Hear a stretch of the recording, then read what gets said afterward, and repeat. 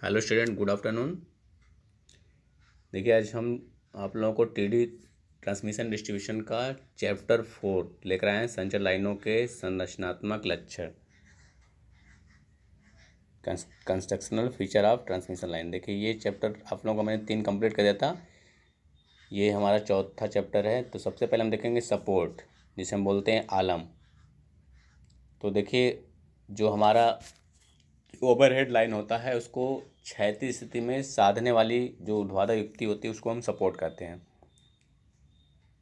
देखिए, ये हमारा आलम्ब है। और ये जो हमारा सपोर्ट होता है, देखिए कितने प्रकार का होता है। क्लासिफिकेशन ऑफ सपोर्ट देखिए इसमें मैंने दिखा रखा है एक पोल और एक टावर। आप लोगों को दिख रहा होगा एक पोल और एक टावर। और जो हमारा पोल होता है ये 3 प्रकार का होता है। एक वुड पोल, जिसे हम लकड़ी का पोल कहते हैं। एक स्टील पोल है, देखिए आप लोगों को दिख रहा होगा।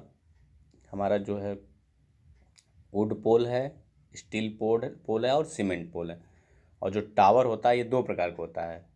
देखो, देखिए यहाँ पर दिख रहा है आप लोगों को टावर, नैरो बेस टावर,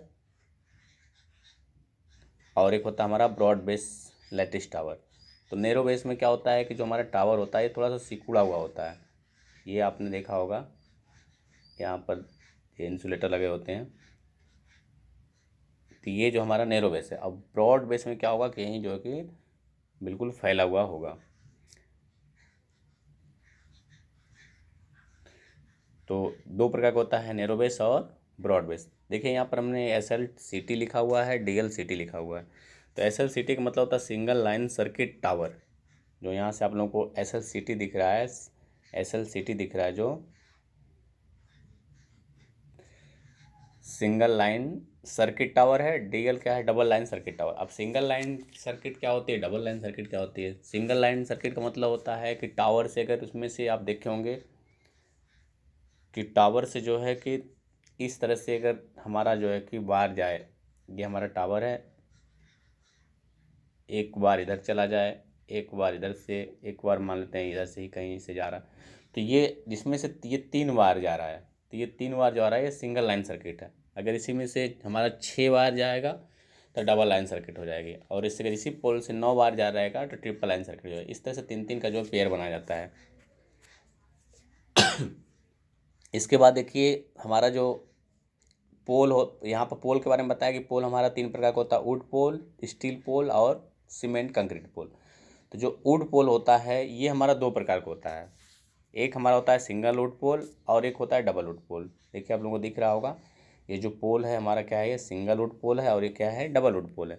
और जो हमारा डबल वुड पोल होता है ये भी 2 प्रकार का होता है। एक होता है A टाइप का और S टाइप का। आपने देखा होगा कभी कभी पोल इस टाइप के लगे होते हैं, और S टाइप में देखेंगे कि इस टाइप के पोल लगे होते हैं। तो ये जो हमारा ये डबल वुड पोल है, 2 प्रकार के, A टाइप और S टाइप। और जो इसके बाद देखिए हम देखेंगे स्टील पोल। तो जो स्टील पोल होता है हमारा 3 प्रकार का होता है। एक होता है ट्यूबुलर पोल, एक होता है लैटिस पोल और एक होता है सॉलिड पोल। आपने देखा होगा ट्यूबुलर पोल बिल्कुल गोलाकार होता है, और एक लैटिस पोल होता है, और एक जो है कि आपका होता है सॉलिड पोल, जिसे ठोस पोल भी रहता है। और जो सॉलिड पोल होता है ये 2 प्रकार का होता है। देखिए आपको दिख रहा होगा सॉलिड पोल, ये है, ये 2 प्रकार का होता है। एक हमारा होता है गार्ड पोल ये होता है एक हमारा गार्ड पोल, और दूसरा होता है रेल पोल। जिसे गार्ड मतलब वो जो गार्डर पोल आपने देखा होगा, कभी घर बनाने के लिए भी गार्डर का यूज करते हैं, तो ये गार्डर पोल होता है, और एक होता है रेल पोल। और इसके बाद देखिए सीमेंट कंक्रीट जो पोल होता है ये भी 2 प्रकार का होता है। एक होता है हमारा PCC, एक होता है, और एक होता है RCC। तो ये PCC जो हमारा है प्री स्टैंडर्ड सीमेंट कंक्रीट पोल होता है, RCC होता है रीइंफोर्स्ड सीमेंट कंक्रीट पोल। देखिए आप लोग, मैंने इसे PDF भी आप लोगों को ग्रुप में भेज दिया है, एक बार देख लीजिएगा, इसका नोट्स बना लीजिएगा। आप लोगों को दिख रहा होगा ये।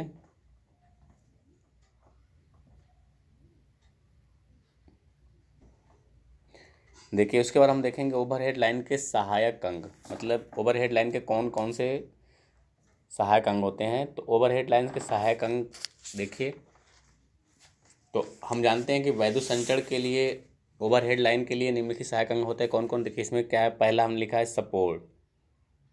आप लोग देखे हैं, सपोर्ट के बारे में भी हमने बताया। इसके बाद इंसुलेटर इंसुलेटर के बाद हमारा होता है बेयर कंडक्टर, फिर होता है क्रॉस आर्म ब्रैकेट, फिर स्टे बार होता है, स्टे रॉड होता है, क्लैंप होता है।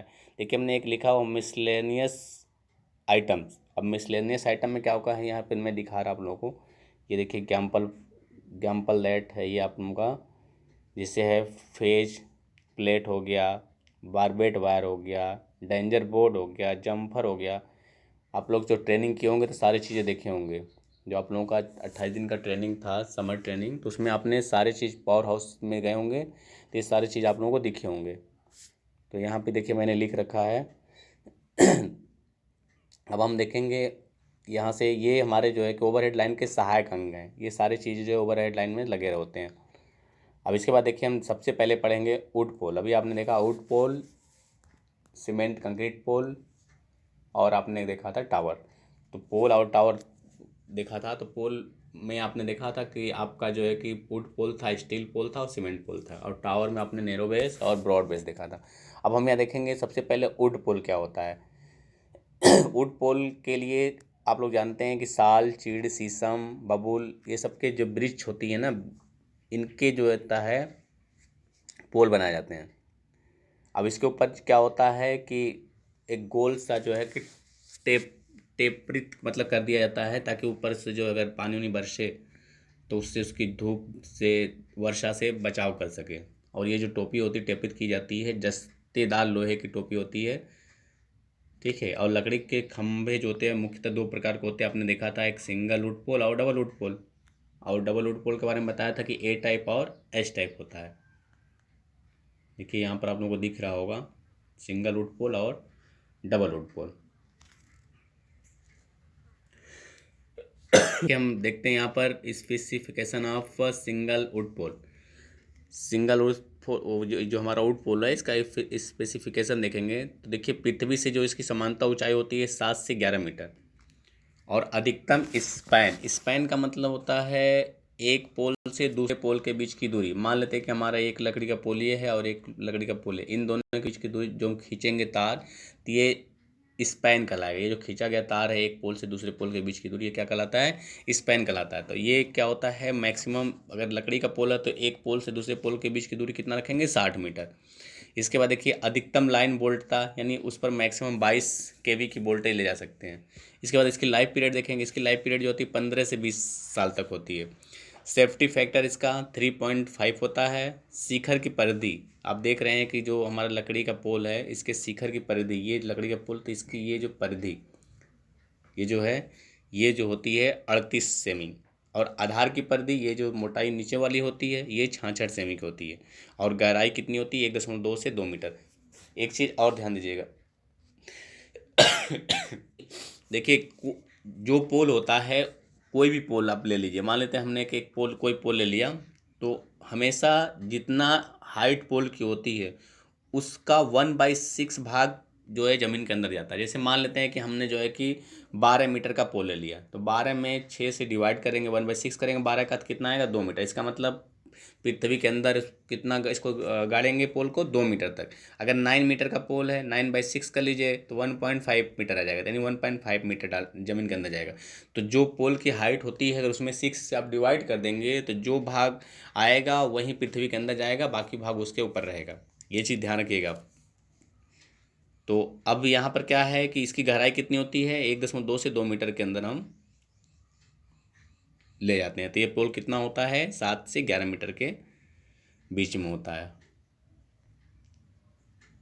इसके बाद देखिए आगे हम देखते हैं, इसको पीडीएफ मैंने इसे कर लिया, आप भी लेना चाहते स्क्रीनशॉट भी ले लीजिए इसका।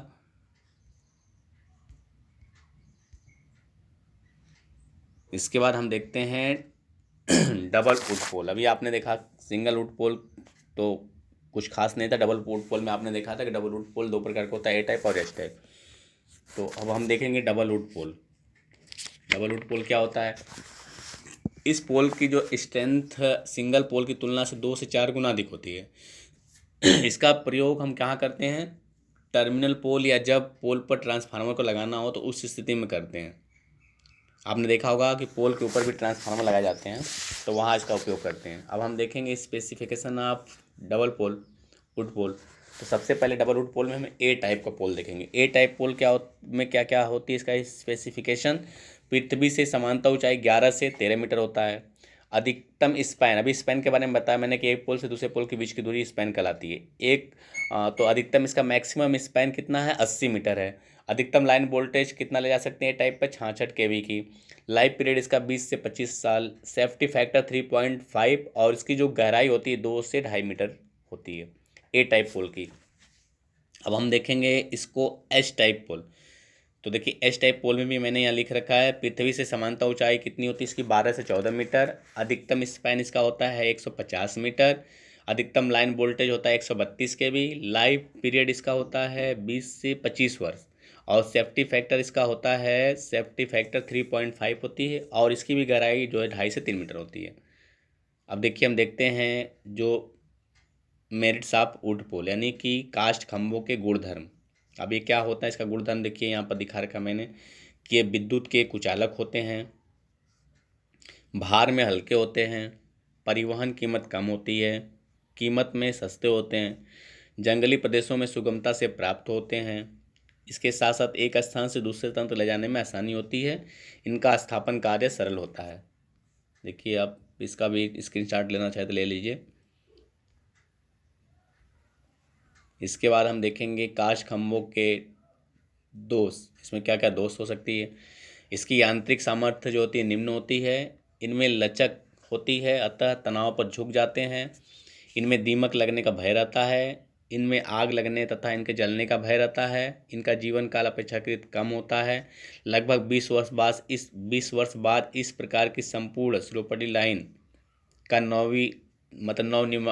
नवीकरण करना पड़ जाता है, क्योंकि अब इसकी जो आयु होती है हमने कहा 20 से 25 साल होती है। अगर 20 से 25 साल के बाद क्या होगा, खराब हो जाता है, पूरा फिर से हमें जो है कि इसका निर्माण करना पड़ेगा। ये देखने में अधिक सुंदर नहीं लगते हैं। ये आंधी तूफान व तेज हवा में टूटकर गिर जाते हैं। इनमें निरंतर अनुरक्षण की आवश्यकता होती है। इनमें अनुरक्षण एवं मरम्मत कीमत अधिक होती है।